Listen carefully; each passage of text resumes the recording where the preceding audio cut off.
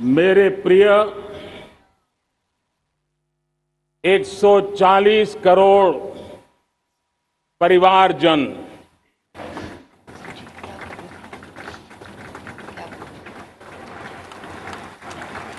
दुनिया का सबसे बड़ा लोकतंत्र और अब बहुत लोगों का अभिप्राय है कि जनसंख्या की दृष्टि से भी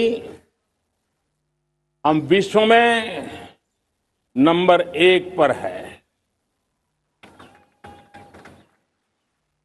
इतना बड़ा विशाल देश, 140 करोड़ देश कि मेरे भाई बहन, मेरे परिवारजन आज आजादी का पर्व मना रहे हैं। मैं देश के कोटि कोटि जनों को, देश और दुनिया में भारत को प्यार करने वाले, भारत का सम्मान करने वाले, भारत का गौरव करने वाले कोटि कोटि जनों को आजादी के इस महान पवित्र पर्व की अनेक अनेक शुभकामनाएं देता हूं। मेरे प्यारे परिवारजन, पूज्य बापू के नेतृत्व में असहयोग का आंदोलन, सत्याग्रह की मूवमेंट और भगत सिंह, सुखदेव, राजगुरु जैसे अनगिनत वीरों का बलिदान, उस पीढ़ी में शायद ही कोई व्यक्ति होगा जिसने देश की आजादी में अपना योगदान न दिया हो। मैं आज देश की आजादी के जंग में जिन जिन ने योगदान दिया है,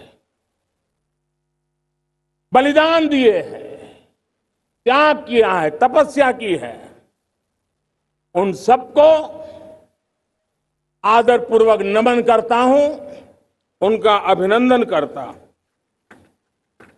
आज 15 अगस्त महान क्रांतिकारी और अध्यात्म जीवन के ऋषितुल्य प्रणेता श्री अरबिंदो की 150वीं जयंती पूर्ण हो रही है। ये वर्ष स्वामी दयानंद सरस्वती के 150वीं जयंती का वर्ष है। ये वर्ष रानी दुर्गावती के 500वीं जन्मशती का बहुत ही पवित्र अवसर है, जो पूरा देश बड़े धामधूम से मनाने वाला है। ये वर्ष मीराबाई, भक्ति योग की सिरमौर मीराबाई के 525 वर्ष का भी ये पावन पर्व है। ये बार जो 26 जनवरी हम मनाएंगे वो हमारे गणतंत्र दिवस की 75वीं वर्षगांठ होगी। अनेक प्रकार से अनेक अवसर, अनेक संभावनाएं राष्ट्र निर्माण में जुटे रहने के लिए पल पल नई प्रेरणा, पल पल नई चेतना, पल पल सपने, पल पल संकल्प, शायद इससे बड़ा कोई अवसर नहीं हो सकता। मेरे प्यारे परिवारजन, इस बार प्राकृतिक आपदा ने देश के अनेक हिस्सों में अकल्पनीय संकट पैदा किए।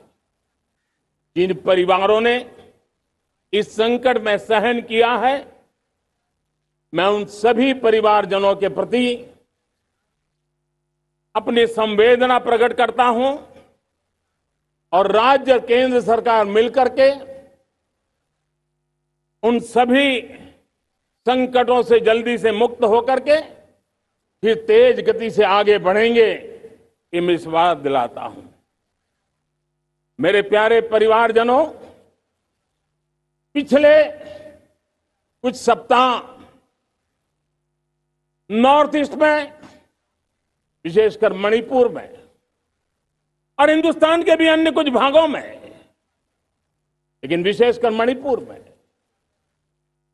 जो हिंसा का दौर चला, कई लोगों को अपना जीवन खोना पड़ा, मां बेटियों के सम्मान के साथ खिलवाड़ हुआ। लेकिन कुछ दिनों से लगातार शांति की खबरें आ रही हैं। देश मणिपुर के लोगों के साथ है। देश मणिपुर के लोगों को पिछले कुछ दिनों से जो शांति बनाए रखी है, उस शांति के पर्व को आगे बढ़ाए और शांति से ही समाधान का रास्ता निकलेगा। और राज्य और केंद्र सरकार मिलकर के उन समस्याओं के समाधान के लिए भरपूर प्रयास कर रही है, करती रहेगी। मेरे प्यारे परिवारजनों, जब हम इतिहास की तरफ नजर करते हैं तो इतिहास में कुछ पल ऐसे आते हैं जो अपनी अमिट छाप छोड़ करके जाते हैं और उसका प्रभाव सदियों तक रहता है। और कभी कभी शुरुआत में वो बहुत छोटा लगता है, छोटी सी घटना लगती है, लेकिन वो अनेक समस्याओं की जड़ बन जाती है। हमें याद है 1000-1200 साल पहले इस देश पर आक्रमण हुआ। एक छोटे से राज्य के छोटे से राजा का पराजय हुआ, लेकिन तब पता तक नहीं था कि एक घटना भारत को 1000 साल की गुलामी में फंसा देगी।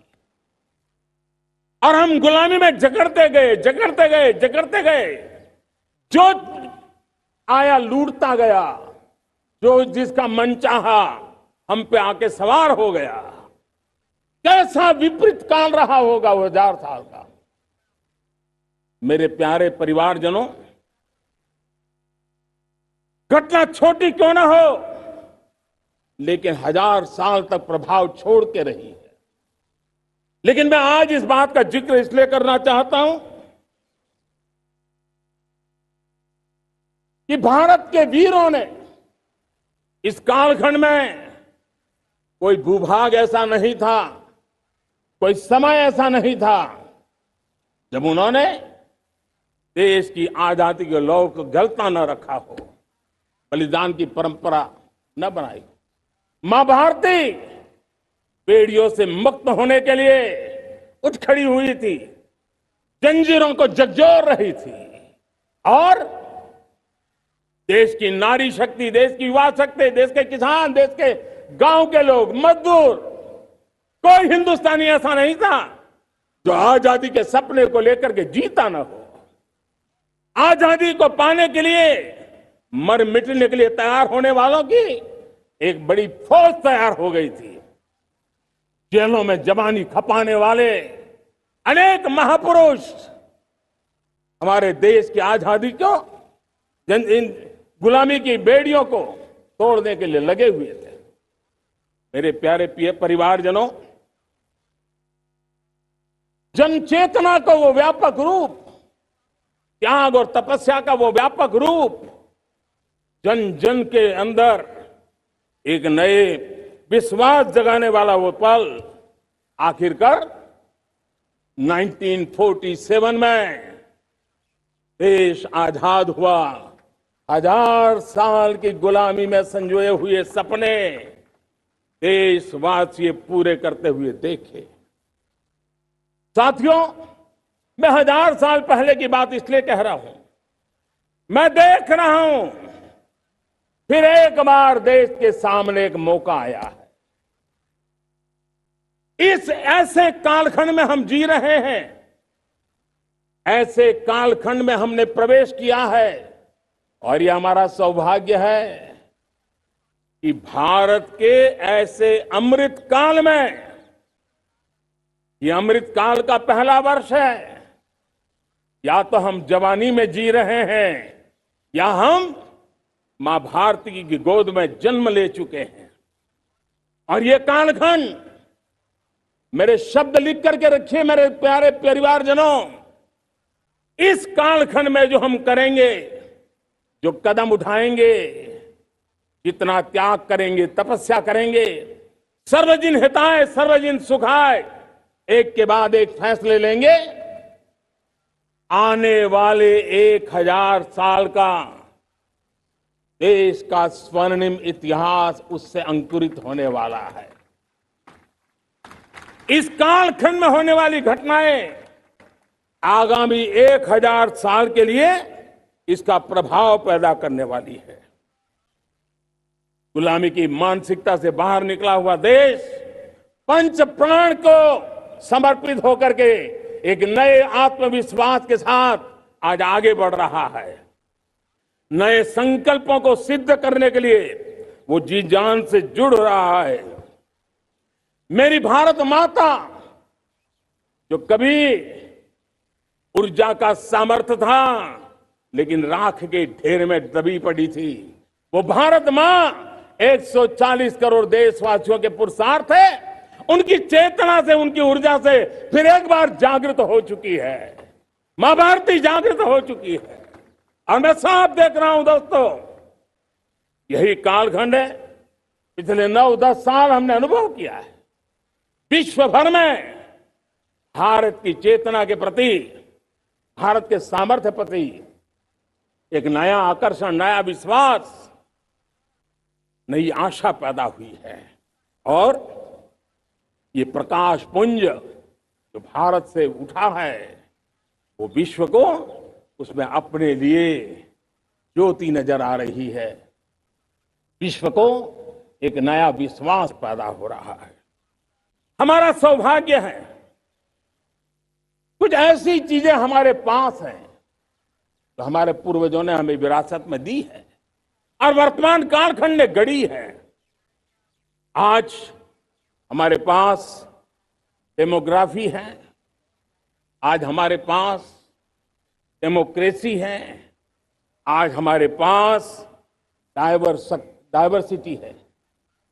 डेमोग्राफी, डेमोक्रेसी और डाइवर्सिटी की ये त्रिवेणी भारत के हर सपने को साकार करने का सामर्थ्य रखती। आज पूरे विश्व में वहां देशों की उम्र ढल रही है, ढलाव पर है, तो भारत युवान की तरफ ऊर्जावान होकर के बढ़ रहा है।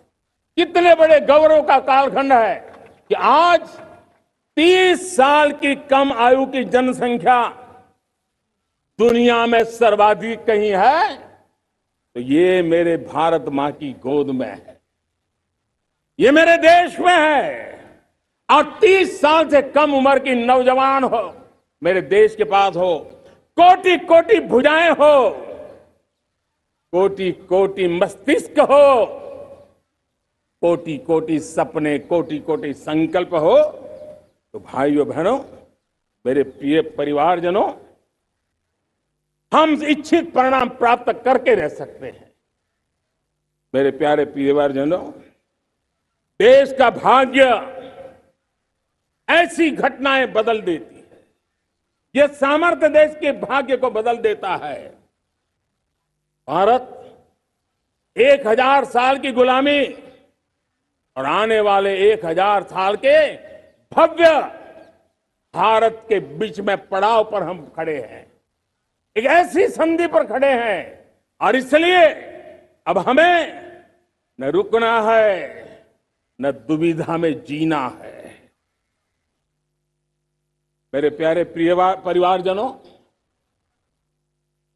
हमें खोई हुई उस विरासत का गर्व करते हुए, खोई हुई समृद्धि को प्राप्त करते हुए, हमें फिर एक बार, और ये बात मान के चले, हम जो भी करेंगे, हम जो भी कदम उठाएंगे, हम जो भी फैसला लेंगे, वो अगले 1000 साल तक अपनी दिशा निर्धारित करने वाला है, भारत के भाग्य को लिखने वाला है। मैं आज मेरे देश के नौजवानों को, मेरे देश की बेटे बेटियों को ये जरूर कहना चाहूंगा, जो सौभाग्य आज मेरे युवाओं को मिला है, ऐसा सौभाग्य शायद ही किसी के नसीब होता है जो आपके नसीब हुआ है। और इसलिए हमें ये गंवाना नहीं है। युवा शक्ति पर मेरा भरोसा है, युवा शक्ति में सामर्थ्य है, और हमारी नीतियां, हमारी रीतियां भी उस युवा सामर्थ्य को और बल देने के लिए है। आज मेरे युवाओं ने दुनिया में पहले 3 स्टार्टअप इकोसिस्टम में भारत को स्थान दिला दिया है। विश्व के युवाओं को अचंभा हो रहा है भारत के इस सामर्थ्य को लेकर के, भारत की इस ताकत को देख करके। आज दुनिया टेक्नोलॉजी ड्रिवन है और आने वाला युग टेक्नोलॉजी से प्रभावित रहने वाला है, और तब टेक्नोलॉजी में भारत की जो टैलेंट है उसकी एक नई भूमिका रहने वाली है।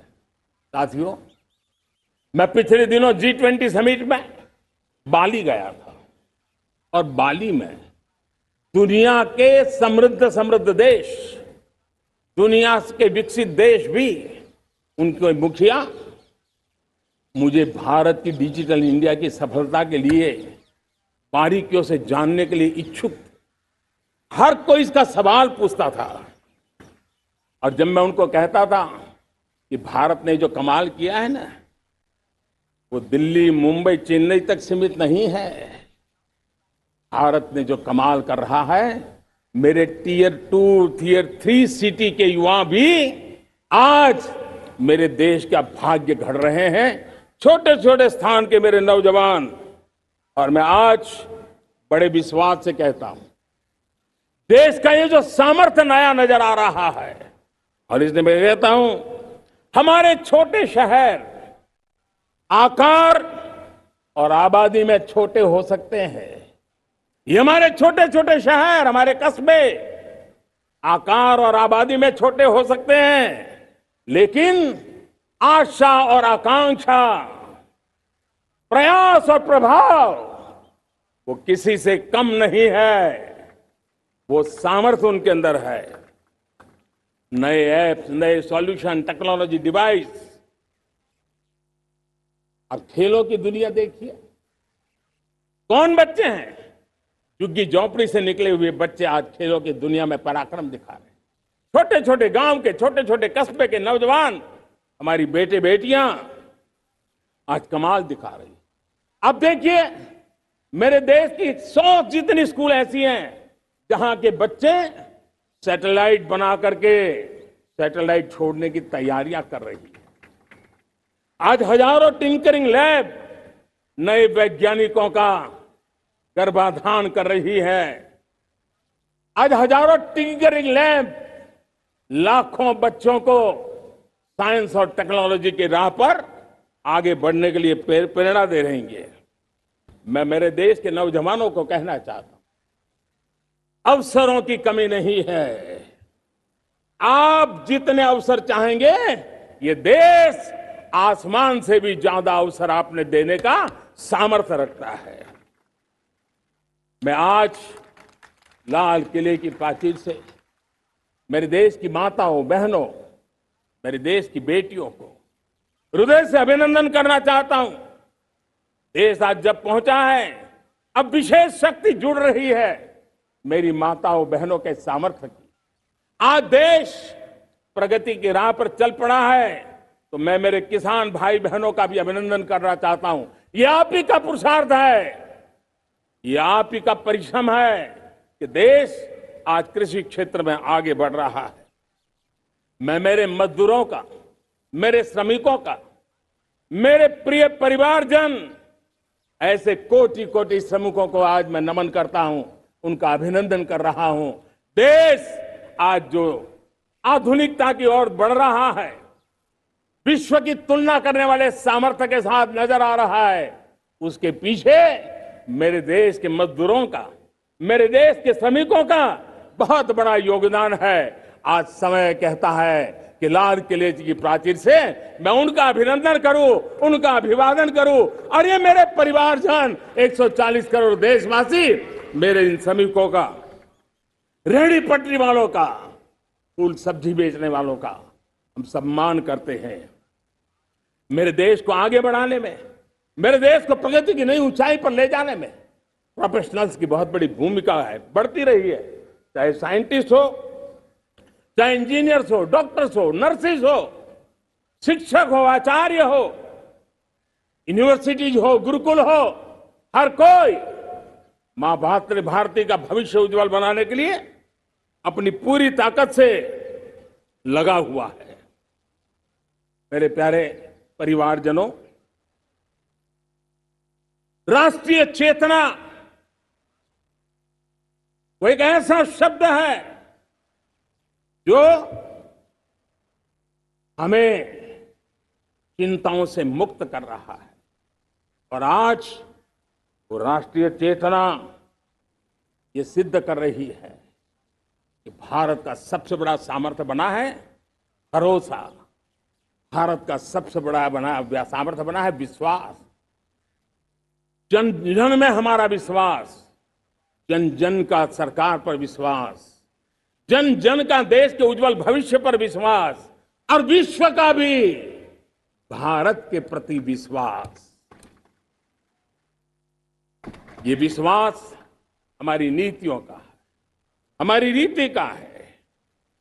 भारत के उज्जवल भविष्य को जिस निर्धारित मजबूत कदमों से हम आगे बढ़ा रहे हैं, उसका है। भाइयों बहनों, मेरे प्यारे परिवारजनों, ये बात निश्चित है कि भारत का सामर्थ्य और भारत की संभावनाएं विश्वास की नई बुलंदियों को पार करने वाली है, और ये विश्वास की नई बुलंदियां नए सामर्थ्यों को लेकर के चलनी चाह रही है। आज देश में G20 समिट के मेहमान नवाजी का भारत को अवसर मिला है।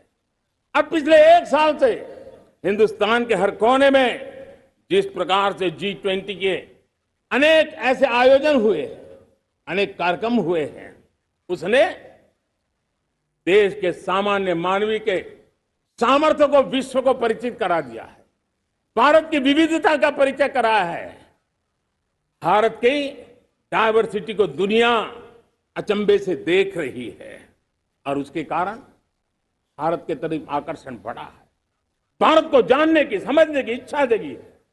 उसी प्रकार से आप देखिए एक्सपोर्ट, आज भारत का एक्सपोर्ट के तेजी से बढ़ रहा है, और मैं कहना चाहता हूं दुनिया के एक्सपर्ट्स इन सारे मानदंडों के आधार पर कह रहे हैं कि अब भारत रुकने वाला नहीं है। दुनिया की कोई भी रेटिंग एजेंसी होगी वो भारत का गौरव कर रही है। कोरोना काल के बाद दुनिया एक नए सिरे से सोचने लगी, और मैं विश्वास से देख रहा हूं कि जिस प्रकार से द्वितीय महायुद्ध के बाद, द्वितीय विश्व युद्ध के बाद दुनिया ने एक नया वर्ल्ड ऑर्डर आकार लिया था, मैं साफ साफ देख रहा हूं कि कोरोना के बाद एक नया विश्व ऑर्डर, एक नया ग्लोबल ऑर्डर, एक नया जियोपॉलिटिकल इक्वेशन, ये बहुत तेजी से आगे बढ़ रहा है। जियोपॉलिटिकल इक्वेशन की सारे व्याख्याएं बदल रही है, परिभाषाएं बदल रही है, और मेरे प्यारे परिवारजनों, आप गौरव करेंगे। बदलते हुए विश्व को शेप देने में आज मेरे 140 करोड़ देशवासियों, आपका सामर्थ्य नजर आ रहा है। आप निर्णायक मोड़ पर खड़े हैं। और कोरोना काल में भारत ने जिस प्रकार से देश को आगे बढ़ाया, दुनिया ने हमारे सामर्थ्य को देखा है। जब दुनिया की सप्लाई चेन तहस नहस हो गई थी, बड़ी बड़ी अर्थव्यवस्थाओं पर दबाव था, उस समय भी हमने कहा था हमें विश्व का विकास देखना है तो मानव केंद्रीय होना चाहिए, मानवीय संवेदनाओं से भरा हुआ होना चाहिए, और तब जाकर के समस्याओं का सही समाधान निकालेंगे। और कोविड ने हमें सिखाया है या हमें मजबूर किया है, लेकिन मानवीय संवेदनाओं को छोड़ करके हम विश्व का कल्याण नहीं कर सकते। आज भारत की समृद्ध विरासत आज दुनिया के लिए एक अवसर बन रहा है। Global economy, global supply chain में भारत की हिस्सेदारी, मैं पक्का विश्वास से कहता हूं, आज जो भारत ने परिस्थिति पैदा हुई, आज जो भारत ने कमाया है, वो दुनिया में स्थिरता की गारंटी लेकर के आया है। दोस्तों, अब न हमारे मन में, न 140 करोड़ मेरे परिवारजनों के मन में, और न ही दुनिया के मन में कोई इफ्स है, कोई बट्स है। विश्वास बन चुका है। मेरे प्यारे देशवासियों, अब गेंद हमारे पाले में है। हमें अवसर जाने नहीं देना चाहिए, हमें मौका छोड़ना नहीं चाहिए। भारत में मैं मेरे देशवासियों का इसलिए भी अभिनंदन करता हूं कि मेरे देशवासियों में एक नीर विवेक का सामर्थ्य है, समस्याओं की जड़ों को समझने का सामर्थ्य है। और इसीलिए 2014 में मेरे देशवासियों ने 30 साल के अनुभव के बाद तय किया कि देश को आगे ले जाना है तो स्थिर सरकार चाहिए, मजबूत सरकार चाहिए, पूर्ण बहुमत वाली सरकार चाहिए। और देशवासियों ने एक मजबूत और स्थिर सरकार बनाई। और 3 दशकों के जो अनिश्चितता का कालखंड था, जो अस्थिरता का कालखंड था, जो राजनीतिक मजबूरियों से देश जकड़ा हुआ था, उससे मुक्ति मिली। मेरे प्यारे परिवारजनों, देश के पास आज एक ऐसी सरकार है, वो सर्वजन हिताय सर्वजन सुखाय, देश के संतुलित विकास के लिए समय का पल पल और जनता की पाई पाई, जनता की भलाई के लिए लगा रही है। और मेरी सरकार, मेरे देशवासियों का मन एक बात से जुड़ा हुआ है। हमारे हर निर्णय, हमारे हर दिशा, उसका एक ही मानदंड है, नेशन फर्स्ट, राष्ट्र प्रथम। और राष्ट्र प्रथम यही दूरगामी परिणाम, सकारात्मक परिणाम पैदा करने वाला है। देश में बड़े स्तर पर काम हो रहा है। और लेकिन मैं कहना चाहूंगा, 2014 में आपने एक मजबूत सरकार बनाई, और मैं कहता हूं 2014 में और 2019 में आपने एक सरकार फॉर्म की, तो मोदी में रिफॉर्म करने की हिम्मत आई। आपने ऐसी सरकार फॉर्म की कि मोदी को रिफॉर्म की हिम्मत आई। और जब मोदी ने एक के बाद एक रिफॉर्म किए, तो मेरे ब्यूरोक्रेसी के लोग, मेरे लाखों हाथ पैर जो हिंदुस्तान के कोने कोने में सरकार के हिस्से के रूप में काम कर रहे हैं, उन्होंने ब्यूरोक्रेसी ने ट्रांसफॉर्म करने के लिए, परफॉर्म करने की जिम्मेवारी बखूबी निभाई। और उन्होंने परफॉर्म करके दिखाया, और जनता जनार्दन जुड़ गई, तो वो ट्रांसफॉर्म होता भी नजर आ रहा है। और इसलिए रिफॉर्म, परफॉर्म, ट्रांसफॉर्म, ये कालखंड अब भारत के भविष्य को गढ़ रहा है। और हमारी सोच देश की उस ताकतों को बढ़ावा देने पर है जो आने वाले 1000 साल की नींव को मजबूत करने वाले हैं। दुनिया को युवा शक्ति की जरूरत है, युवा स्किल की जरूरत है। हमने अलग स्किल मिनिस्ट्री बनाई, वो भारत की आवश्यकताओं को तो पूरी करेगी, वो दुनिया की आवश्यकताओं को पूरी करने का भी सामर्थ्य रखेगी। हमने जल शक्ति मंत्रालय बनाया। मंत्रालय की बनाने की रचना को भी अगर कोई एनालिसिस करेगा ना, तो इस सरकार के मन मस्तिष्क को बड़े अच्छे ढंग से आप समझ पाएंगे। हमने जल शक्ति मंत्रालय बनाया। ये जल शक्ति मंत्रालय हमारे देश के एक एक देशवासियों को पीने का शुद्ध पानी पहुंचे, पर्यावरण की रक्षा के लिए पानी के प्रति संवेदनशील व्यवस्थाएं विकसित हो, उस पर हम बल रहे हैं। हमारे देश में कोरोना के बाद दुनिया देख रही है होलिस्टिक हेल्थ केयर, ये समय की मांग है। हमने अलग आयुष मंत्रालय बनाया और योग और आयुष आज दुनिया में अपना परचम लहरा रहे हैं। हमने दुनिया को हमारे कमिटमेंट के कारण विश्व का हमारे प्रति ध्यान गया है। अगर हम ही हमारे इस सामर्थ्य को नकार देंगे तो फिर दुनिया कैसे स्वीकार करेगी। लेकिन जब मंत्रालय बना तो दुनिया को भी उसका मूल्य समझ में आया। मत्स्य पालन, हमारा इतना बड़ा समुद्री तट, हमारे कोटि कोटि मछुआरे भाई बहन, उनका कल्याण भी हमारे दिलों में है। और इसलिए हमने अलग से मत्स्य पालन को लेकर के, पशुपालन को लेकर के, डेयरी को लेकर के अलग मंत्रालय की रचना की, ताकि समाज के जिस वर्ग के लोग पीछे रह गए उनको हम साथ लें। देश में सरकारी अर्थव्यवस्था के हिस्से होते हैं, लेकिन समाज की अर्थव्यवस्था का एक बड़ा हिस्सा है कोऑपरेटिव मूवमेंट। उसको बल देने के लिए, उसको आधुनिकता लाने के लिए और देश के कोने कोने में लोकतंत्र की एक सबसे बड़ी इकाई को मजबूत करने के लिए हमने अलग कोऑपरेटिव मंत्रालय बनाया। और वो हमारी सहकारी संस्थाएं उसका जाल बिछा रहा है, ताकि गरीब से गरीब की वहां सुनवाई हो, उसकी आवश्यकताओं की पूर्ति हो, और वो भी राष्ट्र के विकास की योगदान में एक छोटी इकाई का हिस्सा बनकर के उसमें वो योगदान दे रखें। हमने सहकार से समृद्धि का रास्ता अपनाया है। मेरे प्यारे परिवारजनों,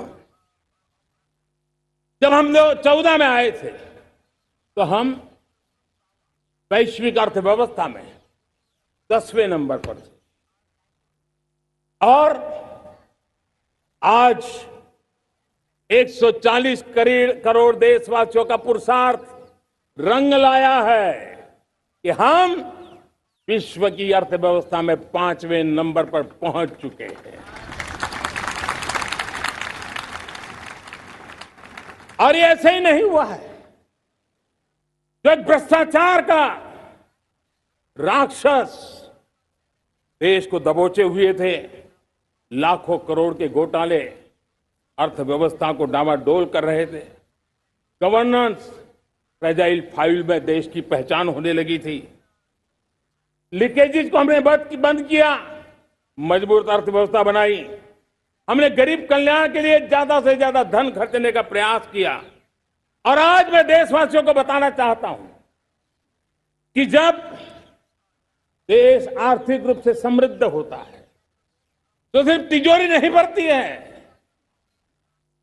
देश का सामर्थ्य बढ़ता है, देशवासियों का सामर्थ्य बढ़ता है। और तिजोरी का पाई पाई अगर ईमानदारी से जनता जनार्दन के लिए खर्च करने का संकल्प लेने वाली सरकार हो तो परिणाम के साथ है। मैं 10 साल का हिसाब तिरंगे की साक्षी में लाल किले की प्राचीर से मेरे देशवासियों को दे रहा हूं। आंकड़े देख करके आपको लगेगा इतना बड़ा बदलाव, इतना बड़ा सामर्थ्य। 10 साल पहले राज्यों को 30 लाख करोड़ रुपए भारत सरकार की तरफ से जाते थे। पिछले 9 साल में यह आंकड़ा 100 लाख करोड़ पर पहुंचा है। पहले स्थानीय निकाय के विकास के लिए भारत सरकार के खजाने से 70,000 करोड़ रुपया जाता था। आज वो 3 लाख करोड़ से भी ज्यादा जा रहा है। पहले गरीबों के घर बनाने के लिए 90,000 करोड़ रुपया खर्च होता था। आज वो 4 गुना होकर के 4 लाख करोड़ से भी ज्यादा खर्च गरीबों के घर बनाने के लिए हो रहा है। पहले गरीबों को यूरिया सस्ता मिले, जो यूरिया की बैग दुनिया के कुछ बाजारों में 3,000 में बिकती है, वो यूरिया की बैग मेरे किसानों को 300 में मिले। और इसलिए देश की सरकार 10 लाख करोड़ रुपया मेरे किसानों के यूरिया में सब्सिडी दे रहा है। मुद्रा योजना 20 लाख करोड़ रुपए, उससे भी ज्यादा मेरे देश के नौजवानों को स्वरोजगार के लिए, अपने व्यवसाय के लिए, अपने कारोबार के लिए दिए हैं। 8 करोड़ लोगों ने नया कारोबार शुरू किया है। और 8 करोड़ लोगों ने कारोबार शुरू किया था नहीं, हर कारोबारी ने एक या दो लोगों को रोजगार दिया है। 8 से 10 करोड़ नए लोगों को रोजगार देने का सामर्थ्य ये मुद्रा योजना से लाभ लेने वाले 8 करोड़ नागरिकों को रहा है। एमएसएमईज को करीब 3.5 लाख करोड़ रुपए की मदद से कोरोना के संकट में भी उनको डूबने नहीं दिया, मरने नहीं दिया, उनको एक ताकत दी है। 1 रैंक 1 पेंशन मेरे देश के सेना के जवानों का एक सम्मान का विषय था। 70,000 करोड़ रुपया भारत की तिजोरी से आज पहुंचा है, मेरे निवृत्त सेना के नायकों के जेब में, उनके परिवार में पहुंचा है। सभी कैटेगरी में, मैंने तो कुछ ही गिनाए, मैं ज्यादा समय लेना नहीं चाहता। हर कैटेगरी में पहले की तुलना में अनेक गुना हम देश के विकास के लिए, कोने कोने में रोजगार पैदा करने के लिए, पाई पाई का उपयोग भारत का भाग्य बदलने के लिए हो, और इसलिए हमने काम किया है। और मेरे प्यारे प्रियजनों, इतना ही नहीं, हमने इन सारे प्रयासों का परिणाम है कि आज 5 साल के मेरे कार्यकाल में, 5 साल के कार्यकाल में, 5 साल में 13.5 करोड़ मेरे गरीब भाई बहन गरीबी की जंजीरों को तोड़ करके न्यू मिडिल क्लास के रूप में बाहर आए हैं। जीवन का इससे बड़ा कोई संतोष नहीं होता। मेरे प्यारे प्रिय परिवारजनों, और जब 13.5 करोड़ लोग गरीबी की इस मुसीबतों से बाहर निकलते हैं, तो कैसी कैसी योजनाएं उनको मदद दी है। उनको आवास योजना का लाभ मिलना, पीएम स्वनिधि से 50,000 करोड़ रुपया रेहड़ी पटरी वालों तक पहुंचाया है।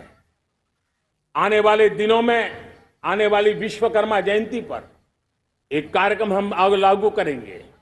इस विश्वकर्मा जयंती पर हम करीब 13-15 हजार करोड़ रुपया से, जो परंपरागत कौशल्य से रहने वाले लोग, जो औजार से और अपने हाथ से काम करने वाला वर्ग है, ज्यादातर ओबीसी समुदाय से, हमारे सुथार हो, हमारे सोनार हो, हमारे राजमिस्त्री हो, हमारे कपड़े धोने वाले काम करने वाले लोग हो, हमारे बाल काटने वाले भाई बहन परिवार हो, ऐसे लोगों को एक नई ताकत देने के लिए हम आने वाले महीने में विश्वकर्मा जयंती पर विश्वकर्मा योजना लॉन्च करेंगे और करीब 13-15 हजार करोड़ से उसका प्रारंभ करेंगे।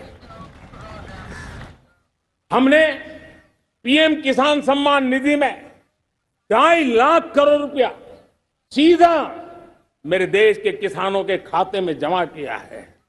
हमने जल जीवन मिशन, हर घर में शुद्ध पानी पहुंचे, 2 लाख करोड़ रुपया खर्च किया है। हमने आयुष्मान भारत योजना, ताकि गरीब को बीमारी के कारण अस्पताल जाने से जो मुसीबत होती थी उसको मुक्ति दिलाना, उसको दवाई मिले, उसका उपचार हो, ऑपरेशन हो, अच्छे से अच्छी हॉस्पिटल में हो। आयुष्मान भारत योजना के तहत 70,000 करोड़ रुपए हमने लगाए हैं। पशुधन, देश ने कोरोना वैक्सीन की बात तो देश को याद है, 40,000 करोड़ रुपए लगाए, वो तो याद है। लेकिन आपको जानकर के खुशी होगी, हमने पशुधन को बचाने के लिए करीब करीब 15,000 करोड़ रुपया पशुधन के टीकाकरण के लिए लगाया है। मेरे प्यारे देशवासियों, मेरे प्यारे परिवारजनों, जन औषधि केंद्रों ने देश के सीनियर सिटीजन्स को, देश के मध्यम वर्गीय परिवार को एक नई ताकत दी है। जिस संयुक्त परिवार में अगर किसी को एक डायबिटीज जैसा हो जाए, 2-3 हजार रुपया दवाई का बिल स्वाभाविक हो जाता है। हमने जन औषधि केंद्र से जो दवाई बाजार में 100 रुपए में मिलती है, वो 10 रुपया, 15 रुपया, 20 रुपए में दी। और आज देश में 1,000 जन औषधि केंद्रों से मेरे इन बीमारी में जिनको दवाई की जरूरत थी, ऐसे लोगों के करीब 20,000 करोड़ रुपया उनके जेब में बचा है। और ये ज्यादातर मध्यम वर्ग के परिवार के लोग हैं। लेकिन आज उसकी सफलता को देखते हुए मैं देशवासियों को कहना चाहता हूं, जैसे हम एक विश्वकर्मा योजना लेकर के समाज के उस वर्ग को छूने वाले हैं, अब देश में 10,000 जन औषधि केंद्र से हम 25,000 जन औषधि केंद्र का लक्ष्य लेकर के आने वाले दिनों में काम करने वाले हैं। मेरे प्यारे परिवारजनों, जब देश में गरीबी कम होती है तो देश की मध्यम वर्ग की ताकत बहुत बढ़ती है। और अगर दुनिया में, और मैं आपको विश्वास दिलाता हूं, आने वाले 5 साल में मोदी का गारंटी है, देश पहले 3 वैश्विक इकोनॉमी में अपना जगह ले लेगा। ये पक्का जगह ले लेगा। आज जो 13.5 करोड़ गरीबी से बाहर आए हुए लोग हैं, वो एक प्रकार से मध्यम वर्ग की ताकत बन जाते हैं। जब गरीब की खरीद शक्ति बढ़ती है तो मध्यम वर्ग की व्यापार शक्ति बढ़ती है। जब गांव की खरीद शक्ति बढ़ती है तब कस्बे और शहर की आर्थिक व्यवस्था और तेज गति से दौड़ती है। और यही इंटरकनेक्टेड हमारा अर्थचक्र होता है। हम उसको बल लेकर के आगे चलना चाहते हैं। मेरे प्यारे परिवारजनों, शहर के अंदर जो कमजोर लोग रहते हैं, बिना घर को मुसीबत रहती है, मध्यम वर्ग के परिवार अपना खुद का घर का सपना देख रहे हैं, हम उसके लिए भी आने वाले कुछ सालों के लिए एक योजना लेकर के आ रहे हैं। और जिसमें ऐसे मेरे परिवारजन जो शहरों में अपना घर, शहरों में रहते हैं लेकिन किराए के मकान पे रहते हैं, झुग्गी झोपड़ी में रहते हैं, चाल में रहते हैं, अनऑथोराइज कॉलोनीज में रहते हैं, ऐसे मेरे परिवारजन अगर अपना मकान बनाना चाहते हैं तो बैंक से जो लोन मिलेगा उसके ब्याज के अंदर राहत देकर के लाखों रुपयों की मदद करने का हमने निर्णय किया है। मेरे मध्यम वर्ग के परिवार को जब 2 लाख से 7 लाख इनकम टैक्स की सीमा बढ़ जाती है तो सबसे बड़ा लाभ सैलरी क्लास को होता है, मेरे मध्यम वर्ग को होता है। इंटरनेट का डेटा बहुत महंगा था 2014 के पहले, आज दुनिया का सबसे सस्ता इंटरनेट का डेटा का खर्चा हो रहा है। हर परिवार के पैसे बच रहे हैं। मेरे प्यारे परिवारजनों, विश्व कोरोना के बाद अभी तक उभर नहीं पाया है। युद्ध ने फिर एक नई मुसीबत पैदा की।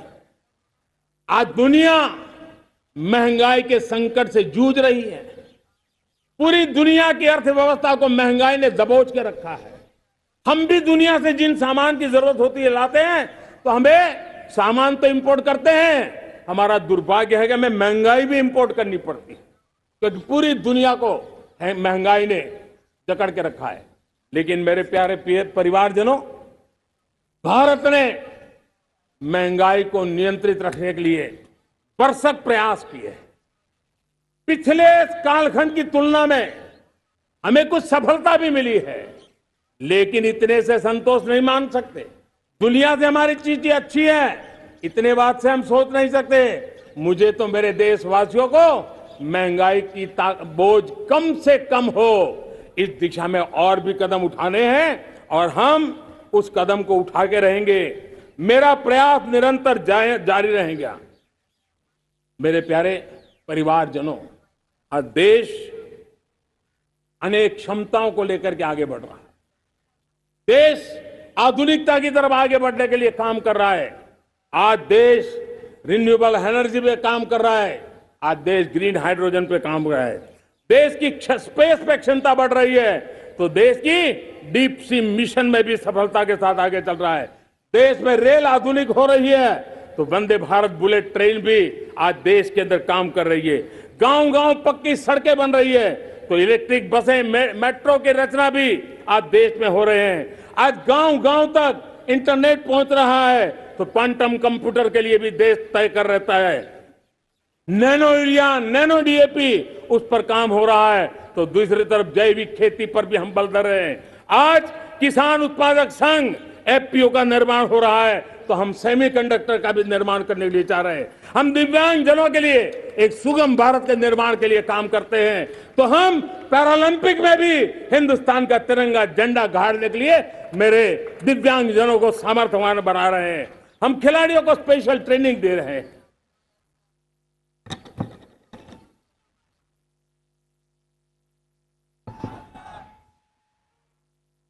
आज भारत पुरानी सोच, पुराने ढर्रे को छोड़ करके लक्ष्यों को तय करके लक्ष्यों को प्राप्त करने की दिशा से चल रहा है। और जब मैं कहता हूं ना कि जिसका शिलान्यास हमारी सरकार करती है, उसका उद्घाटन भी हमारे कालखंड में करते हैं। इन दिनों जो मैं शिलान्यास कर रहा हूं ना, आप लिख के रखिए, उसके उद्घाटन भी आप सबने मेरे नसीब में ही छोड़े हुए हैं। हमारी कार्य संस्कृति, बड़ा सोचना, दूर का सोचना, सर्वजन हिताय सर्वजन सुखाय सोचना, यह हमारी कार्यशैली रही है। और सोच से भी ज्यादा, संकल्प से भी ज्यादा हासिल कैसे करना, इस ऊर्जा के साथ हम काम करते हैं। हमने आजादी के काल अमृत महोत्सव में 75,000 अमृत सरोवर बनाने का संकल्प किया था। उस समय हमने हर जिले में 75 अमृत सरोवर बनाने का संकल्प किया था। करीब 50-55 हजार अमृत सरोवर की कल्पना की थी, लेकिन आज करीब 75,000 अमृत सरोवर का काम निर्माण हो रहा है। ये अपने आप में बहुत बड़ा काम हो रहा है। जनशक्ति और जल शक्ति की ये ताकत भारत के पर्यावरण की रक्षा में भी काम आने वाली है। 18,000 गांवों तक बिजली पहुंचाना, जनधन बैंक खाते खोलना, बेटियों के लिए शौचालय बनाना, सारे टारगेट समय के पहले पूरी शक्ति से पूरे करेगा। और जब भारत ठान लेता है तो उसे पूरा करके रहता है। ये हमारा ट्रैक रिकॉर्ड कहता है। 200 करोड़ वैक्सीनेशन का काम, दुनिया हमें जब पूछती है 200 करोड़ सुनती है, उनकी आंखें फट जाती है। इतना बड़ा काम ये मेरे देश के आंगनवाड़ी वर्कर, हमारी आशा वर्कर, हमारी हेल्थ वर्कर, उन्होंने करके दिखाया। यह मेरे देश का सामर्थ्य है। 5G को रोल आउट किया, दुनिया में सबसे तेज गति से 5G रोल आउट करने वाला मेरा देश है। 700 से अधिक जिलों तक हम पहुंच चुके हैं और अब 6G की भी तैयारी कर रहे हैं। हमने टास्क फोर्स बना दिया है। रिन्यूएबल एनर्जी, हम टारगेट से पहले चले हैं। हमने रिन्यूएबल एनर्जी 2030 का जो टारगेट तय किया था, 21-22 में इसको पूरा कर दिया। हमने इथेनॉल में 20% ब्लेंडिंग की बात कही थी, वो भी हमने समय से 5 साल पहले पूरा कर दिया। हमने $500 बिलियन के एक्सपोर्ट की बात की थी, वो भी समय के पहले $500 बिलियन से ज्यादा कर दिया। हमने तय किया, जो हमारे देश में 25 साल से चर्चा हो रही थी कि देश में नई संसद बने, पार्लियामेंट का कोई सत्र ऐसा नहीं था नई संसद के। ये मोदी है, समय के पहले नई संसद बना करके रख दिया। मेरे प्यारे भाई बहनों, ये काम करने वाली सरकार है, निर्धारित लक्ष्यों को पार करने वाली सरकार है। ये नया भारत है, ये आत्मविश्वास से भरा हुआ भारत है। ये संकल्पों को चरितार्थ करने के लिए जी जान से जुटा हुआ भारत है। और इसलिए ये भारत न रुकता है, ये भारत न थकता है, ये भारत न हांफता है और न ही ये भारत हारता है। और इसलिए मेरे प्यारे परिवारजनों, आर्थिक शक्ति बढ़ी है तो हमारी सामरिक शक्ति को भी एक नई ताकत मिली है। हमारी सीमाएं पहले से अधिक सुरक्षित हुई है और मेरे सीमा पर बैठे हुए मेरे जवान जो देश की सीमाओं की रक्षा कर रहे हैं और मेरे देश की आंतरिक सुरक्षा के संभालने वाले यूनिफॉर्म फोर्सेस, मैं आजादी के इस पावन पर्व पर उनको भी अनेक अनेक बधाई देते हुए मेरी बात को आगे बढ़ाता हूं। सेना का अधिकरण हो, हमारी सेना युवा बने, हमारी सेना बैटल के लिए रेडी, युद्ध योग्य बने, इसलिए निरंतर रिफॉर्म का काम आज हमारी सेना में हो रहा है। मेरे प्यारे परिवारजनों, आए दिन हम लोग सुना करते थे, यहां बम धमाका हुआ, वहां बम धमाका हुआ, हर जगह पे लिखा हुआ रहता था कि इस बैग को मत छूना, अनाउंसमेंट होते रहते थे। आज देश सुरक्षा की अनुभूति कर रहा है और जब सुरक्षा होती है, शांति होती है, तो प्रगति के नए अरमान हम पूरे कर सकते हैं। उसको लिए सीरियल बम धमाके का जमाना बीती हुई बात हो गई है। निर्दोषों के जो मौत होते थे तो बीते हुए कल की बात हो गई है। आज देश में आतंकी हमलों में भारी कमी आई है। नक्सल प्रभावित क्षेत्रों में भी बहुत बड़ा बदलाव आया है, बहुत बड़ा परिवर्तन का एक वातावरण बना है। मेरे प्यारे परिवारजनों, प्रगति के हर चीज में, लेकिन जब 2047 हम एक विकसित भारत का सपना लेकर के चल रहे हैं तब, और वो सपना नहीं, 140 करोड़ देशवासियों का संकल्प है और उस संकल्प को सिद्ध करने के लिए परिश्रम की पराकाष्ठा भी है। और उसकी सबसे बड़ी ताकत होती है वो राष्ट्रीय चरित्र होता है। दुनिया में जिन जिन देशों ने प्रगति की है, दुनिया में जो जो देश संकटों से वो पार करके निकले हैं, उसमें हर चीज के साथ साथ एक महत्वपूर्ण कैटलिक एजेंट रहा है, वो राष्ट्रीय चरित्र रहा है। और हमें राष्ट्रीय चरित्र के लिए और बल देते हुए हमें आगे बढ़ना होगा। हमारा देश, हमारा राष्ट्रीय चरित्र ओजस्वी हो, तेजस्वी हो, पुरुषार्थी हो, पराक्रमी हो, प्रखर हो, ये हम सबका सामूहिक दायित्व है। और आने वाले 25 साल हम एक ही मंत्र को लेकर चले, ये हमारे राष्ट्रीय चरित्र के सिरमौर होना चाहिए। एकता का संदेश, भारत की एकता को जीना, भारत की एकता को आंच आए, न ऐसी मेरी भाषा होगी, न ऐसा मेरा कोई कदम होगा। हर पल देश को जोड़ने का प्रयास मेरी तरफ से भी होता रहेगा। भारत की एकता हमें सामर्थ्य देती है। उत्तर हो, दक्षिण हो, पूरब हो, पश्चिम हो, गांव हो, शहर हो, पुरुष हो, नारी हो, हम सब ने एकता के भाव के साथ और विविधता भरे देश में एकता का सामर्थ्य होता है। और दूसरी महत्व की बात मैं देख रहा हूं, अगर 2047 में हमें हमारे देश को विकसित भारत के रूप में देखना है तो हमें श्रेष्ठ भारत के मंत्र को जीना होगा, हमें चरितार्थ करना होगा। अब हमारे प्रोडक्शन में, मैंने 2014 में कहा था जीरो डिफेक्ट, जीरो इफेक्ट। दुनिया के किसी भी टेबल पर मेक इन इंडिया चीज हो तो दुनिया को विश्वास होना चाहिए, इससे बेहतर दुनिया में कुछ नहीं हो सकता है। ये अल्टीमेट होगा। हमारी हर चीज, हमारी सर्विसेज होगी तो श्रेष्ठ होगी, हमारे शब्द की ताकत होगी तो श्रेष्ठ होगी, हमारी संस्थाएं होगी तो श्रेष्ठ होगी, हमारी निर्णय प्रक्रियाएं होगी तो श्रेष्ठ होगी। ये श्रेष्ठता का भाव लेकर के हमें चलना होगा।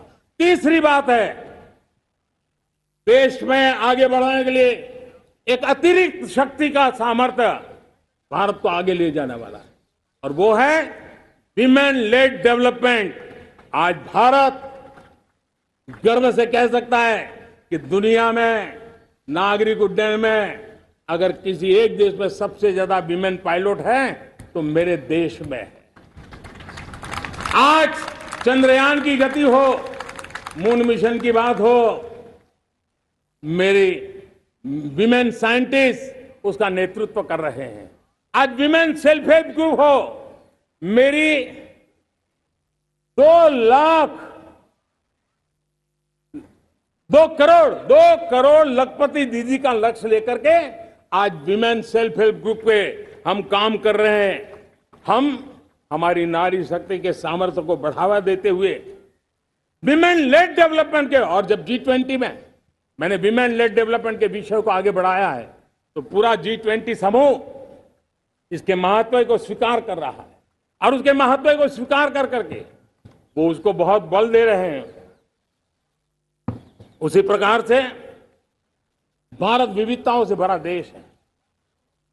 असंतुलित विकास के हम शिकार रहे हैं। मेरा पराया का के कारण हमारे देश के कुछ हिस्से उसके शिकार रहे हैं। अब हमें रीजनल एस्पिरेशंस को, संतुलित विकास को बल देना है, और रीजनल एस्पिरेशंस को लेकर के उस भावना को हमें सम्मान देते हुए, जैसे हमारी भारत मां का कोई, हमारा शरीर का कोई अंग अगर अविकसित रहे तो हमारा शरीर विकसित नहीं माना जाएगा। हमारा शरीर का कोई अंग दुर्बल रहे तो हमारा शरीर स्वस्थ नहीं माना जाएगा। वैसे ही मेरी भारत माता, उसका कोई एक भूभाग भी, समाज का कोई तबका भी अगर दुर्बल रहे तो मेरी भारत माता समर्थ है, स्वस्थ है, ऐसा बैठ करके हम नहीं बैठ सकते। और इसलिए रीजनल एस्पिरेशंस को हमने एड्रेस करने की आवश्यकता है, और इसलिए हम समाज का सर्वांगीण विकास हो, सर्वस्पर्शी विकास हो, भूभाग के हर क्षेत्र को उसकी अपनी ताकत को खिलने का अवसर मिले, उस दिशा में आगे बढ़ना चाहते हैं। मेरे प्यारे परिवारजनों, भारत एक मदर ऑफ डेमोक्रेसी है। भारत मॉडल ऑफ डाइवर्सिटी भी है। भाषाएं अनेक हैं, बोलियां अनेक हैं, परिधान अनेक हैं, विविधताएं बहुत है। हमने उन सारे लोगों को आधार पर आगे बढ़ना है। मेरे प्यारे परिवारजनों, देश के जब मैं एकता की बात करता हूं, तब अगर घटना मणिपुर में होती है तो पीड़ा महाराष्ट्र में होती है। अगर बाढ़ आसाम में आती है तो बेचैन केरला हो जाता है। हिंदुस्तान के किसी भी हिस्से में कुछ भी हो, हम एक अंगांगी भाव की अनुभूति करते हैं। मेरे देश की बेटियों पर जुल्म न हो, यह हमारा सामाजिक भी दायित्व है, यह हमारा पारिवारिक दायित्व भी है, और ये देश के नाते हम सबका दायित्व है। आज जब अफगानिस्तान से गुरु ग्रंथ साहब के स्वरूप को लाते हैं तो पूरा देश गौरव की अनुभूति करता है। जब आज दुनिया के किसी देश में कोविड के काल में मेरा कोई सिख भाई लंगर लगाता है, भूखों को खिलाता है, और दुनिया में वाहवाही होती है, तो हिंदुस्तान का सीना चौड़ा हो जाता है।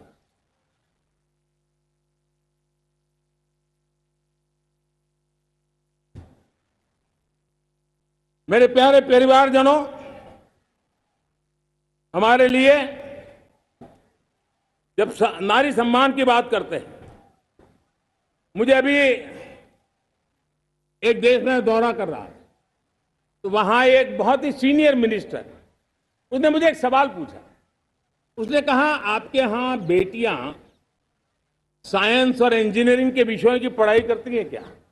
उसमें क्या था? मैंने उनको कहा, आज मेरे देश में लड़कों से ज्यादा बेटियां आज स्टेम यानी साइंस, टेक्नोलॉजी, इंजीनियरिंग और मैथ्स, अधिकतम भाग मेरी बेटियां ले रही। तो उनके लिए अचरज था। ये सामर्थ्य आज हमारे देश का देख रहा है। मेरे प्यारे परिवारजनों, आज 10 करोड़ महिलाएं विमेन सेल्फ हेल्प में जुड़ी हुई है, और विमेन सेल्फ हेल्प ग्रुप के साथ आप गांव में जाएंगे तो आपको बैंक वाली दीदी मिलेगी, आपको आंगनवाड़ी वाली दीदी मिलेगी, आपको दवाई देने वाली दीदी मिलेगी। और अब मेरा सपना है 2 करोड़ लखपति दीदी बनाने का, गांव में 2 करोड़ लखपति दीदी। और इसके लिए एक नया अभिगम भेजा। साइंस और टेक्नोलॉजी, हमारे गांव की महिलाओं का भी सामर्थ्य देखता हूं मैं, और इसलिए हम एक नई योजना सोच रहे हैं कि हमारे एग्रीकल्चर सेक्टर में टेक्नोलॉजी आए, एग्री टेक को बल मिले। इसलिए विमेन सेल्फ हेल्प ग्रुप की बहनों को हम ट्रेनिंग देंगे, ड्रोन चलाने की, ड्रोन रिपेयरिंग की हम ट्रेनिंग देंगे, और हजारों ऐसे विमेन सेल्फ हेल्प ग्रुप को भारत सरकार ड्रोन देगी, ट्रेनिंग देगी, और हमारे एग्रीकल्चर के काम में ड्रोन की सेवाएं उपलब्ध हो। इसके लिए हम शुरुआत करेंगे। प्रारंभ हम 15,000 विमेन सेल्फ हेल्प ग्रुप के द्वारा ये ड्रोन की उड़ान का हम आरंभ कर रहे हैं। मुझे विश्वास है कि इसके कारण हमारे परिवारजनों का, मेरे प्यारे परिवारजनों, आज देश आधुनिकता की तरफ बढ़ रहा है। हाईवे हो, रेलवे हो, एयरवे हो, हाईवेज हो, इंफॉर्मेशन वेज, वाटरवेज हो, कोई क्षेत्र ऐसा नहीं है जिस क्षेत्र को आगे बढ़ाने की दिशा में आज देश काम न करता हो। पिछले 9 वर्ष में तटीय क्षेत्रों में हमने, आदिवासी क्षेत्र में, हमारे पहाड़ी क्षेत्र में विकास को बहुत बढ़ दिया है। हमने पर्वतमाला, भारतमाला ऐसी योजनाओं के द्वारा समाज के उस वर्ग को हमने बल दिया है। हमने गैस की पाइपलाइन से हमारे पूर्वी भारत को जोड़ने का काम किया है। हमने अस्पतालों की संख्या बढ़ाई है, हमने डॉक्टर की सीटें बढ़ाई है ताकि हमारे बच्चे डॉक्टर बनने का सपना पूरा कर सके। हमने मातृभाषा में पढ़ाने पर बल दिया है, अब मातृभाषा में वो पढ़ाई कर सके उस दिशा में। और मैं भारत के सुप्रीम कोर्ट का भी धन्यवाद करता हूं कि भारत की सुप्रीम कोर्ट ने कहा है कि आप जो जजमेंट देंगे उसका जो ऑपरेटिव पार्ट होगा वो जो अदालत में आया है उसकी भाषा में उसको उपलब्ध होगा। मातृभाषा का महात्मा आज बढ़ रहा है।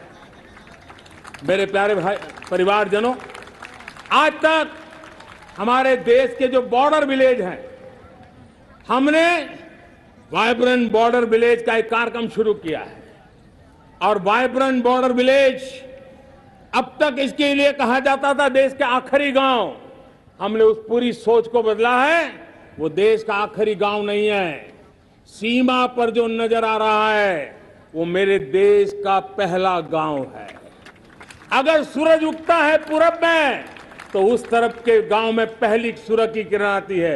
अगर सूरज ढलता है तो इस तरफ के गांव में आखिरी किरण उसका लाभ मिलता है। ये मेरे पहले गांव है और मुझे खुशी है कि आज मेरे इस कार्यक्रम के विशेष मेहमान, ये जो पहले गांव है, सीमावर्ती गांव है, उसके 600 प्रधान आज इस लाल किले की प्राचीर के इस महत्वपूर्ण कार्यक्रम का हिस्सा बनने के लिए आए। पहली बार वो इतनी दूर तक आए हैं, नए संकल्प और सामर्थ्य के साथ जुड़ने के लिए आया है।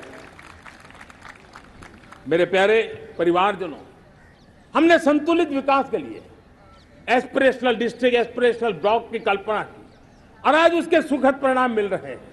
आज राज्य के जो नॉर्मल पैरामीटर्स हैं, जो एस्पिरेशनल डिस्ट्रिक्ट कभी बहुत पीछे थे, वो आज राज्य में भी अच्छा करने लग गए हैं। और मुझे विश्वास है कि आने वाले दिनों में ये हमारे आकांक्षी जिले, हमारे आकांक्षी बॉल अवश्य आगे बढ़ेंगे। जैसे मैंने कहा था, भारत का चरित्र की चर्चा कर रहा था, तो मैंने पहला कहा था भारत की एकता, दूसरा कहा था भारत श्रेष्ठता की तरफ बल दें, तीसरा कहा था विमेन लेड डेवलपमेंट की मैंने बात कही थी, और मैं आज एक बात और कहना चाहता हूं कि हम जैसे रीजनल एस्पिरेशन, मैंने चौथी बात कही थी, पांचवी महत्व की बात, और भारत ने उस दिशा में ध्यान, और वो है हमारा राष्ट्रीय चरित्र विश्व मंगल के लिए सोचने वाला होना चाहिए। हमें देश को इतना मजबूत बनाना है जो विश्व मंगल के लिए भी अपनी भूमिका अदा करे। और आज कोरोना के बाद मैं देख रहा हूं जिस प्रकार से संकट की घड़ी में देश ने दुनिया की मदद की, उसका परिणाम है कि आज दुनिया में हमारा देश एक विश्व मित्र के रूप में, विश्व का अटूट साथी के रूप में आज मेरे देश की पहचान बनी है। हमें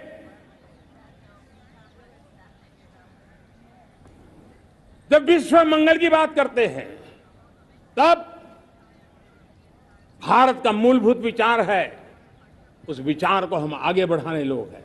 और मुझे खुशी है कि आज अमेरिकी संसद के भी कई चुने हुए गणमान्य प्रतिनिधि भी आज हमारे 15 अगस्त के इस अवसर में हमारे बीच में मौजूद है। भारत की सोच कैसी है, हम विश्व मंगल की बात को कैसे आगे बढ़ाते हैं। अब देखिए, हम जब सोचते हैं तो क्या कहते हैं, हमने दुनिया के सामने ये दर्शन रखा है और दुनिया उस दर्शन को लेकर के हमारे साथ जुड़ रही है। हमने कहा one sun, one world, one grid. Renewable energy के क्षेत्र में एक बहुत बड़ा हमारा स्टेटमेंट है, आज दुनिया उसको स्वीकार कर रही है। कोविड के बाद हमने दुनिया को कहा हमारा अप्रोच होना चाहिए वन अर्थ, वन हेल्थ। समस्याओं का समाधान तभी होगा जब मानव को, पशु को, पौधे को बीमारी के संबंध में समान रूप से एड्रेस किया जाएगा, तब जाकर के हम करेंगे। हमने G20 समिट के लिए दुनिया के सामने कहा है one world, one family, one future. इस सोच को लेकर के चल रहे हैं। हमने क्लाइमेट को लेकर के दुनिया जो संकट से जूझ रही है, हमने रास्ता दिखाया है, लाइफ मिशन लॉन्च किया है, लाइफ स्टाइल फॉर एनवायरमेंट। हमने दुनिया के सामने इंटरनेशनल सोलर अलायंस बनाया और आज दुनिया के कई देश इंटरनेशनल सोलर अलायंस का हिस्सा बन रहे हैं। हमने बायोडायवर्सिटी का महत्व देखते हुए बिग कैट अलायंस की व्यवस्था को हमने आगे बढ़ाया है।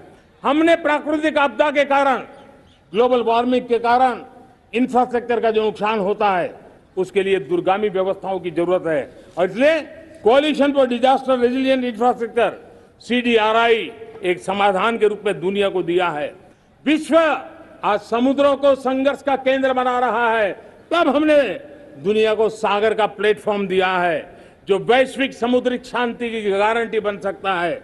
हमने पारंपरिक चिकित्सा पद्धतियों को बल देते हुए WHO का ग्लोबल लेवल का सेंटर हिंदुस्तान में बनाने की दिशा में काम किया है। हमने योग और आयुष के द्वारा विश्व कल्याण और विश्व के स्वस्थता की दिशा में काम किया है। और आज भारत विश्व मंगल की मजबूत नींव डाल रहा है। इस मजबूत नींव को आगे बढ़ाना हम सबका काम है, हम सबकी जिम्मेवारी है। मेरे प्यारे परिवारजनों, सपने अनेक है, संकल्प साफ है, नीतियां स्पष्ट है, नियत के सामने कोई सवाल या निशान नहीं है। लेकिन कुछ सच्चाइयों को हमें स्वीकार करना पड़ेगा और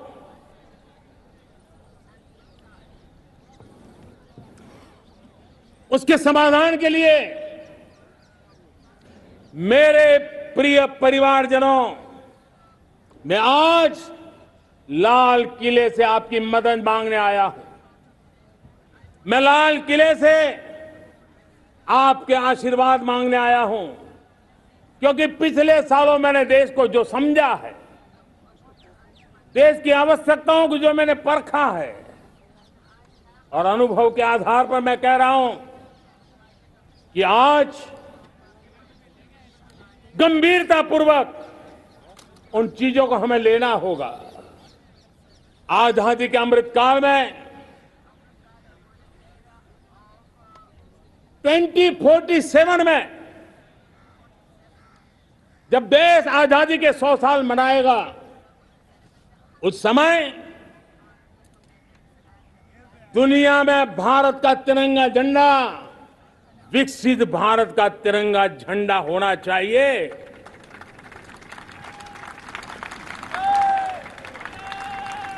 रत्ती भर भी हमें रुकना नहीं है, पीछे नहीं हटना है। और इसके लिए शुचिता, पारदर्शिता और निष्पक्षता, ये पहली मजबूती की जरूरत है। हमें उस मजबूती को जितना ज्यादा खाद पानी दे सकते हैं, संस्थाओं के माध्यम से दे सकते हैं, नागरिक के नाते दे सकते हैं, परिवार के नाते दे सकते हैं, ये हमारा सामूहिक दायित्व होना चाहिए। और इसलिए पिछले 75 साल का इतिहास देखिए, भारत के सामर्थ्य में कोई कमी नहीं थी। अरे जो देश कभी सोना की चिड़िया कहा जाता था, वो देश क्यों न फिर से उस सामर्थ्य को लेकर के खड़ा हो सकता है। मेरा अटूट विश्वास है साथियों, मेरे प्रिय परिवारजनों, मेरा अखंड अटूट एक निष्ठ विश्वास है कि 2047 में जब देश आजादी के 100 साल मनाएगा, मेरा देश विकसित भारत बन के रहेगा। और ये मैं मेरे देश के सामर्थ्य के आधार पर कह रहा हूं, मेरे उपलब्ध संसाधनों के आधार पर कह रहा हूं, और सबसे ज्यादा 30 से कम आयु वाली मेरी युवा शक्ति के भरोसे कह रहा हूं, मेरी माताओं बहनों के सामर्थ्य के भरोसे कह रहा हूं। लेकिन उसके सामने अगर कोई रुकावट है, कुछ विकृतियां पिछले 75 साल में ऐसे घर कर गई है, हमारी समाज व्यवस्था का ऐसा हिस्सा बन गई है कि कभी कभी तो हम आंख भी बंद कर देते हैं। अब आंख बंद करने का समय नहीं है। अगर सपनों को सिद्ध करना है, संकल्प को पार करना है, तो हमें ये आंख मिचौली बंद करके, आंख में आंख मिला करके 3 बुराइयों से लड़ना बहुत समय की मांग है। हमारे देश की सारी समस्याओं की जड़ में भ्रष्टाचार ने दिमक की तरह देश की सारी व्यवस्थाओं को, देश के सामर्थ्य को पूरी तरह नोच लिया है। भ्रष्टाचार से मुक्ति, भ्रष्टाचार के खिलाफ जंग हर इकाई में, हर क्षेत्र में। और मैं देशवासियों, मेरे प्रिय परिवारजनों, ये मोदी के जीवन का कमिटमेंट है। ये मेरे व्यक्तित्व का एक कमिटमेंट है कि मैं भ्रष्टाचार के खिलाफ लड़ाई लड़ता रहूंगा। दूसरा, हमारे देश को नोच लिया है परिवारवाद ने। इस परिवारवाद ने देश को जिस प्रकार से जकड़ के रखा है, उसने देश के लोगों का हक छीना है। और तीसरी बुराई तुष्टीकरण की है। ये तुष्टीकरण में भी देश के मूलभूत चिंतन को, देश के सर्व समावेशक हमारे राष्ट्रीय चरित्र को दाग लगा दिए हैं, तहस नहस कर दिया है इन लोगों ने। और इसलिए मेरे प्यारे देशवासियों, इसलिए मेरे प्यारे परिवारजनों, हमें इन 3 बुराइयों के खिलाफ पूरे सामर्थ्य के साथ लड़ना है। भ्रष्टाचार, परिवारवाद, तुष्टीकरण, ये चुनौतियां हमारे, ये ऐसी चीजें पनपी है जो हमारे देश के लोगों का जो आकांक्षा है उसका दमन करती है। हमारे देश के कुछ लोगों के पास जो छोटा मोटा सामर्थ्य है उसका शोषण करती है। ये ऐसी चीजें हैं जो हमारे लोगों की आशा आकांक्षाओं को सवाल या निशान में गाड़ देती है। हमारे गरीब हो, हमारे दलित हो, हमारे पिछड़े हो, हमारे पसमानदा हो, हमारे आदिवासी भाई बहन हो, हमारी माताएं बहनें हो, हमने सबने उनके हकों के लिए इन 3 बुराइयों से मुक्ति पानी है। हमें भ्रष्टाचार के खिलाफ एक नफरत का माहौल बनाना है। जैसे गंदगी हमें नफरत पैदा करती है ना मन में, गंदगी पसंद नहीं है, ये सार्वजनिक जीवन की इससे बड़ी कोई गंदगी नहीं हो सकती। और इसलिए हमारे स्वच्छता अभियान को एक नया मोड़ ये भी देना है कि हमें भ्रष्टाचार से मुक्ति पानी है। सरकार टेक्नोलॉजी से भ्रष्टाचार की मुक्ति के लिए बहुत प्रयास कर रही है। आपको जानकर के हैरानी होगी, इस देश में पिछले 9 साल में एक काम मैंने ऐसे किया, आंकड़ा सुनोगे तो लोगों का मोदी ऐसा करता है जैसे 10 करोड़ लोग करीब करीब जो गलत फायदा उठाते थे वो मैंने रोक दिया। तो आप में से कोई कहेगा आपने लोगों से अन्याय कर दिया। जी नहीं, ये 10 करोड़ कौन लोग थे? ये 10 करोड़ वो लोग थे जिनका जन्म ही नहीं हुआ था और उनके नाम पर उनके विडो हो जाते थे, वो वृद्ध हो जाते थे, वो दिव्यांग हो जाते थे, फायदे लिए जाते थे। 10 करोड़ ऐसे बेनामी जो चीजें चलती थी उसको रोकने का पवित्र काम, भ्रष्टाचारियों की संपत्ति जो हमने जब्त की है ना, वो पहले की तुलना में 20 गुना ज्यादा की है। मेरे प्यारे परिवारजनों, ये आपकी कमाई का पैसा लोग लेकर के भागे थे, 20 गुना ज्यादा संपत्ति को जब्त करने का। और इसलिए लोगों की मेरे प्रति नाराजगी होना बहुत स्वाभाविक है, लेकिन मुझे भ्रष्टाचार के खिलाफ की लड़ाई को आगे बढ़ाना है। हमारे सरकारी व्यवस्था ने पहले कैमरा के सामने तो कुछ हो जाता था, लेकिन बाद में चीजें अटक जाती थी। हमने पहले की तुलना में कई गुना ज्यादा अदालत में चार्जशीट की है और अब जमानतें भी नहीं मिलती हैं। वैसी पक्की व्यवस्था को लेकर के हम आगे बढ़ रहे हैं, क्योंकि हम ईमानदारी से भ्रष्टाचार के खिलाफ लड़ रहे हैं। आज परिवारवाद और तुष्टीकरण, इसने देश का बहुत बड़ा दुर्भाग्य किया है। अब लोकतंत्र में ये कैसे हो सकता है कि पॉलिटिकल पार्टी, और मैं विशेष बल दे रहा हूं पॉलिटिकल पार्टी, आज मेरे देश के लोकतंत्र में एक ऐसी विकृति आई है जो कभी भारत के लोकतंत्र को मजबूती नहीं दे सकती। और वो क्या है बीमारी? परिवारवादी पार्टियां।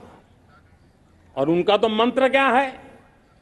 Party of the family, by the family and for the family. इनका तो जीवन मंत्र यही है कि उनकी पॉलिटिकल पार्टी, उनका राजनीतिक दल परिवार का, परिवार के द्वारा और परिवार के लिए, परिवारवाद और भाई भतीजावाद प्रतिभाओं के दुश्मन होते हैं, योग्यता को नकारते हैं, सामर्थ्य को स्वीकार नहीं करते हैं। और इसलिए परिवारवाद इस देश के लोकतंत्र की मजबूती के लिए उसकी मुक्ति जरूरी है। सर्वजन हिताय सर्वजन सुखाय, हर किसी को हक मिले इसलिए, और सामाजिक न्याय के लिए भी ये बहुत। उसी प्रकार से तुष्टीकरण ने सामाजिक न्याय का सबसे बड़ा नुकसान किया। अगर सामाजिक न्याय को तबाह किसने किया है तो ये तुष्टीकरण की सोच, तुष्टीकरण की राजनीति, तुष्टीकरण का सरकारी योजनाओं का तरीका, इसने सामाजिक न्याय को मौत के घाट उतार दिया है। और इसलिए हमें तुष्टीकरण, भ्रष्टाचार, ये विकास का सबसे बड़ा दुश्मन है। अगर देश विकास चाहता है, देश 2047 विकसित भारत का सपना का साकार करना चाहता है, तो हमारे लिए आवश्यक है कि हम किसी भी हालत में देश में भ्रष्टाचार को सहन नहीं करेंगे। इस मूड को लेकर के चलना चाहिए। मेरे प्यारे परिवारजनों, हम सबका एक बहुत बड़ा महत्वपूर्ण दायित्व है। आपने जिस प्रकार से जिंदगी जी है, हमारे आने वाली पीढ़ी को ऐसी जिंदगी जीने के लिए मजबूर करना, यह हमारा गुनाह है। यह हमारा दायित्व है कि हमारे आने वाली पीढ़ी को हम ऐसा समृद्ध देश दें, ऐसा संतुलित देश दें, ऐसा सामाजिक न्याय की धरोहर वाला देश दें, ताकि छोटी छोटी चीजों को पाने के लिए उन्हें कभी भी संघर्ष न करना पड़े। हम सभी का कर्तव्य, हर नागरिक का कर्तव्य है, और ये अमृत काल कर्तव्य काल है। हम कर्तव्य से पीछे नहीं उठ सकते। हमें वो भारत बनाना है जो पूज्य बापू के सपनों का था। हमें वो भारत बनाना है जो हमारे स्वतंत्र सेनानियों का सपना था। हमें वो भारत बनाना है जो हमारे वीर शहीदों का था, हमारी वीरांगनाओं का था, जिन्होंने मातृभूमि के लिए अपना जीवन दे दिया था। मेरे प्यारे परिवारजनों, मैं जब 2014 में आपके पास आया था, तब 2014 में मैं परिवर्तन का वादा लेकर के आया था। 2014 में मैंने आपको वादा किया था, मैं परिवर्तन लाऊंगा, और 140 करोड़ मेरे परिवारजन, आपने मुझ पे भरोसा किया और मैंने विश्वास पूरा करने की कोशिश की। रिफॉर्म, परफॉर्म, ट्रांसफॉर्म, वो 5 साल जो वादा था वो विश्वास में बदल गया, क्योंकि मैंने परिवर्तन का वादा किया था। रिफॉर्म, परफॉर्म, ट्रांसफॉर्म के द्वारा मैंने इस वादे को विश्वास में बदल दिया। कठोर परिश्रम किया है, देश के लिए किया है, शान से किया है, सिर्फ और सिर्फ नेशन फर्स्ट, राष्ट्र सर्वोपरि, इस भाव से किया है। 2019 में परफॉर्मेंस के आधार पर आप सबने मुझे फिर से आशीर्वाद दिया। परिवर्तन का वादा मुझे यहां ले आया, परफॉर्मेंस मुझे दोबारा ले आया, और आने वाले 5 साल अभूतपूर्व विकास के हैं। 2047 के सपने को साकार करने का सबसे बड़ा स्वर्णिम पल आने वाले 5 साल है।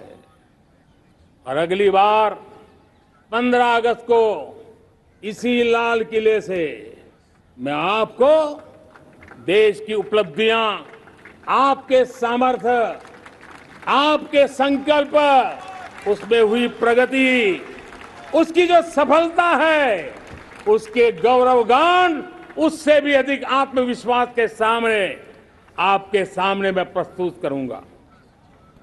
मेरे प्यारे प्रियजनों, मेरे परिवारजनों, मैं आप में से आता हूं, मैं आपके बीच से निकला हूं, मैं आपके लिए जीता हूं। अगर मुझे सपना भी आता है तो आपके लिए आता है।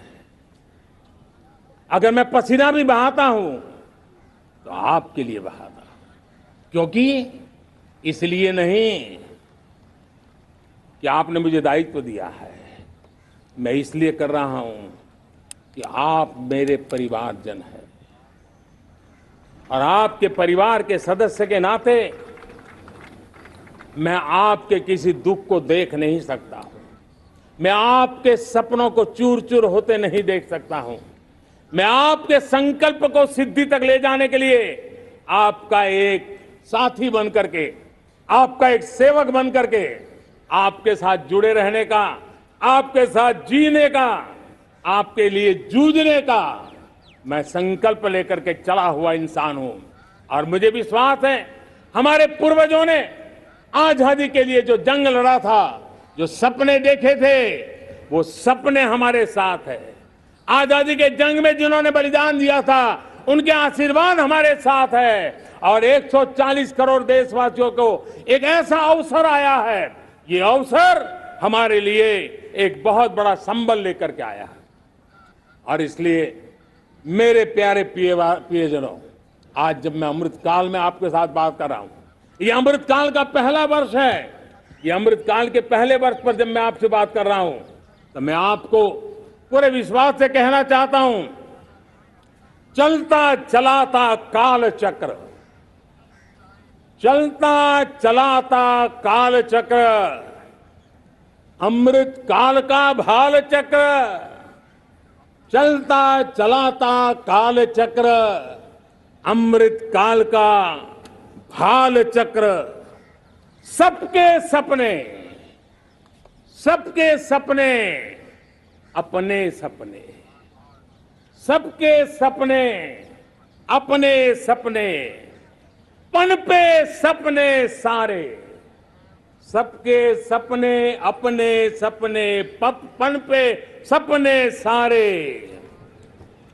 धीर चले वीर चले, धीर चले वीर चले, चले युवा हमारे, धीर चले वीर चले, चले युवा हमारे, नीति सही, नीति सही, रीति नहीं, नीति सही, रीति नहीं, गति सही, गति सही, राह नहीं, गति सही, राह नहीं।